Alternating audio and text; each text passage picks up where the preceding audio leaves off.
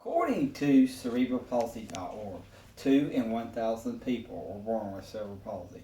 Of the people born with cerebral palsy, 80% are affected by spasticity, meaning that they experience muscle spasms, muscle tightness, and extreme muscle stiffness. I will explain that spastic diplegia cerebral palsy is one of 9 types of cerebral palsy, along with the signs, symptoms, and long-term outlook. I was born with spastic diplegia cerebral palsy, but I was not officially diagnosed until I was 2 years old. I would only walk in short spurts. I have had 2 surgeries, 8 years of physical therapy, and many trials and tests over the 22 years of my life. I graduated from public high school on time and now receiving an associate's degree and plan to transfer and receive my bachelor's degree. I will explain what cerebral palsy is. Focusing on spastic diplegia cerebral palsy, I will discuss the signs, symptoms, and long-term outlook. To begin with, I would like to explain to you exactly what cerebral palsy is. Cerebral palsy is a neurological condition caused by damage to the brain before, during, or right after birth. There are 9 different types of cerebral palsy that are broken down by the part of the body it affects and how severe it is.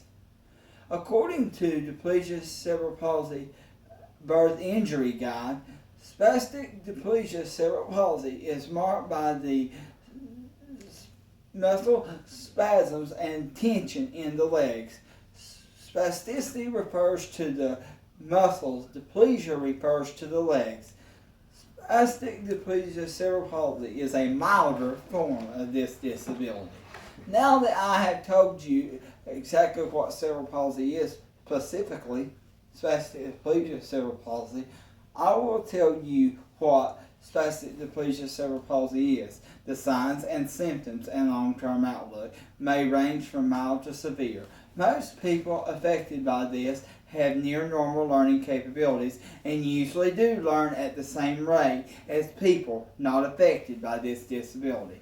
We are able to attend regular schools with slight modifications, usually to help with the physical aspects of it, such as help with writing. According to Cerebral Palsy, a complete caregiver's guide, infants and toddlers may start to show developmental delays.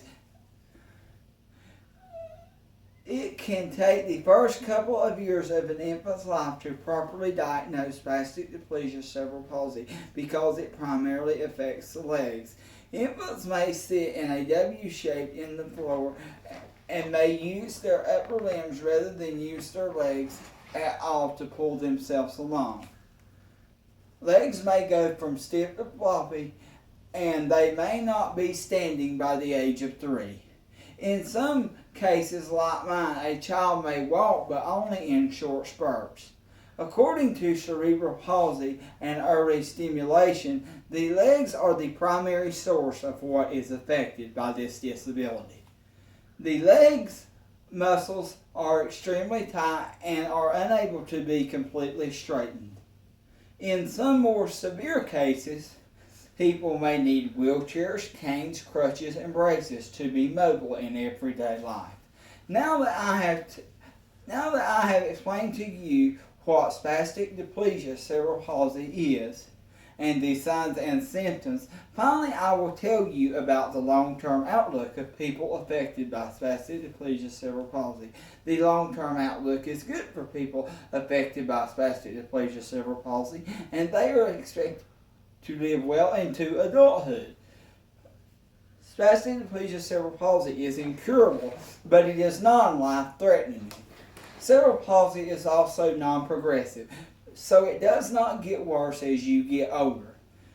It is manageable. In order to optimize a person's quality of life, a doctor may prescribe medications to help with muscle spasms, muscle stiffness, and muscle tightness, and a person may need physical activities daily by themselves or in physical therapy. Today I have told you about spastic diplegia cerebral palsy, the signs, symptoms, and long-term outlook.